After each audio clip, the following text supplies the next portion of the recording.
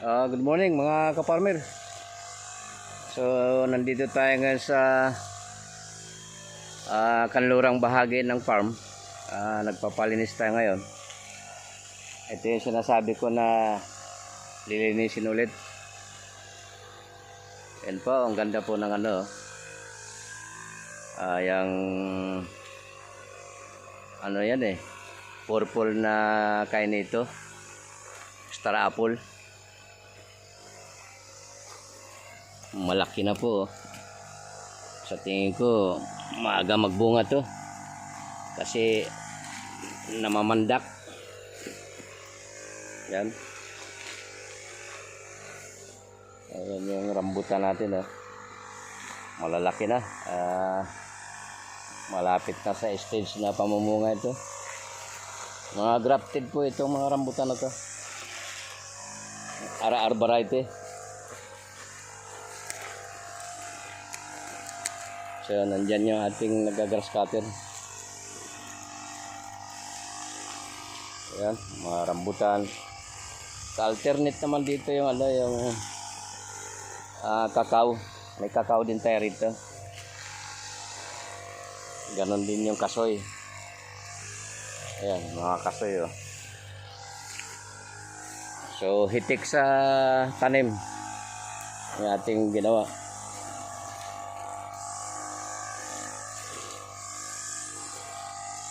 Ang ginagawa ko naman sinusundan ko siya yung hindi na grass cutter sa puno. Kinakating ko na. At nagpo-prune din tayo ng malaki-laki pa yung pero matatapos na to dito within this week. Baka matapos na to.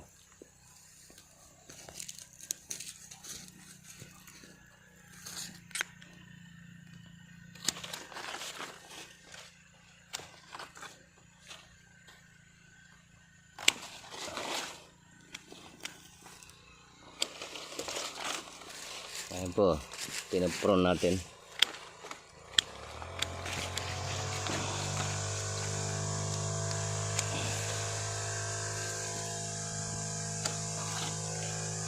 Ayan, may mga bulaklak na siya. Kakao rambutan to at saka kasoy. So ayan, nagpo-pruning din tayo habang yan may bulaklak na rin.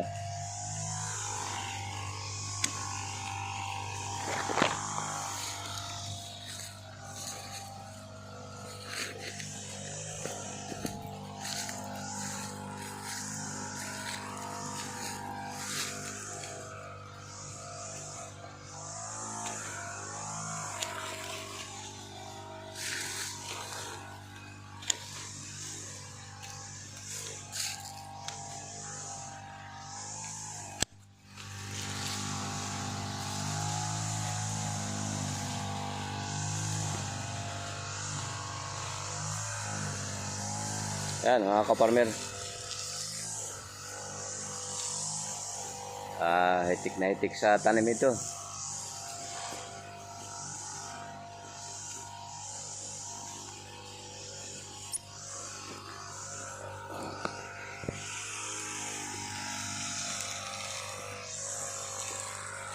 Doon yung ating nagagrass cutter.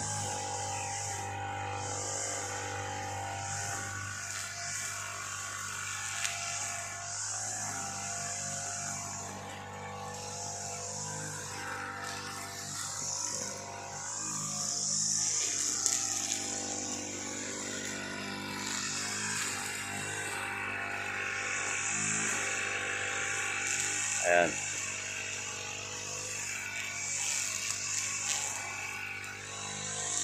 Maganda tumarbaho. Tingnan nyo.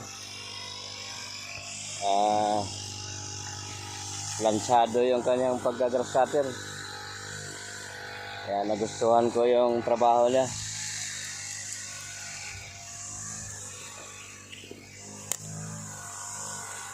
Very good.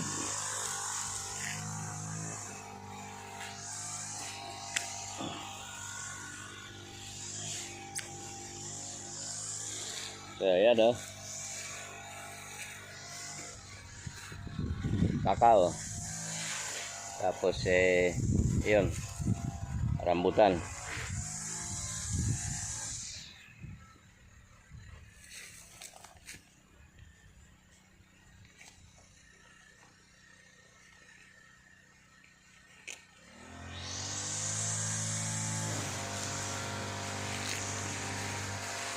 Tapos kakao, rambutan.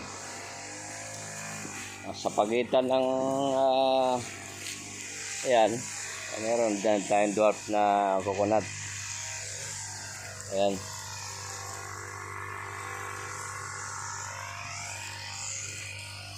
Ang ganda tingnan yung farm pagka na-clearing, malinis. Yan o. Oh.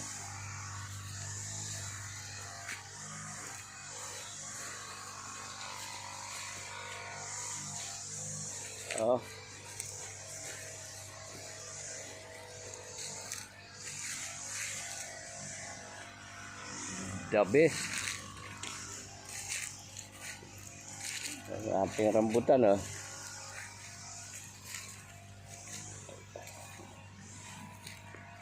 Ayan yung ating kasoy oh. Maganda, malulusog. Oh, wala pang abono yan. Dahil kasi yung lupa na to sadyang mataba ang lupa. Yan.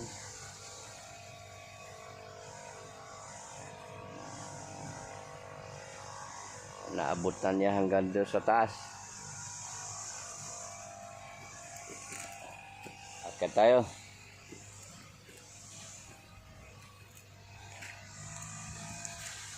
Ano, yung kasoy. Gulpo na kasoyan ito. May alternate na rambutan.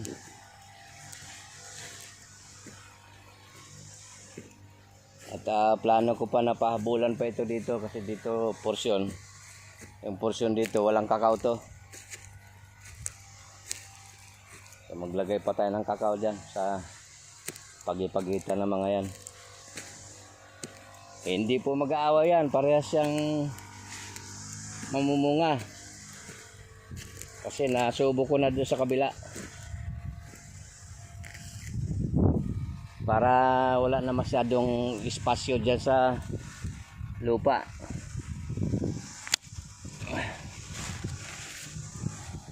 Yan, rambutan natin oh. Ganda ng yung kanyang postura, maganda. Magiging mabunga ito. Pinupron ko din yung hindi kailangan eh.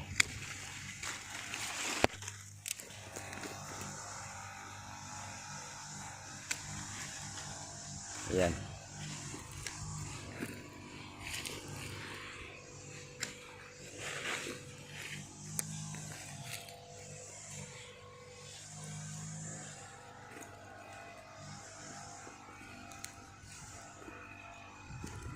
Isa ito sa portion na maganda rin. At may karsada dito sa taas eh.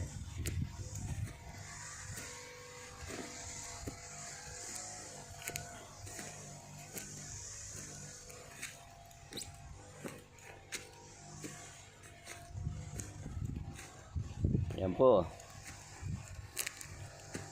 May karsada dyan sa ibabaw. Papunta doon naman sa baba.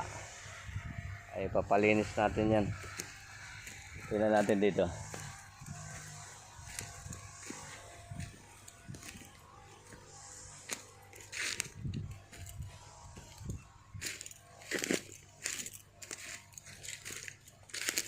Ayan po.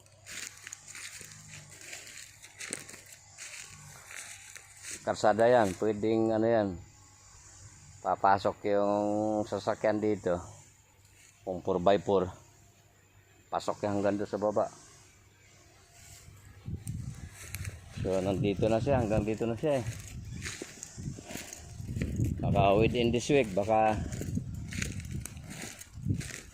mayayari niya to. Martes lang tayo ngayon eh. So Martes, Merkules, Huwebes, Biyernes. May 3 araw pa siya rito.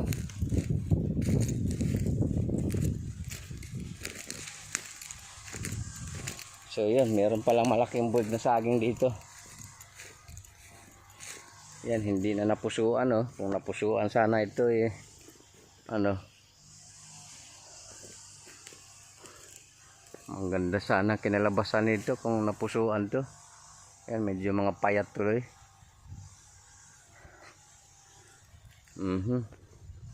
Kaya yan isa sa problema pagka malawak na yung, tapos kulang tayo sa dapat may naka pwesto na tao dito na isa.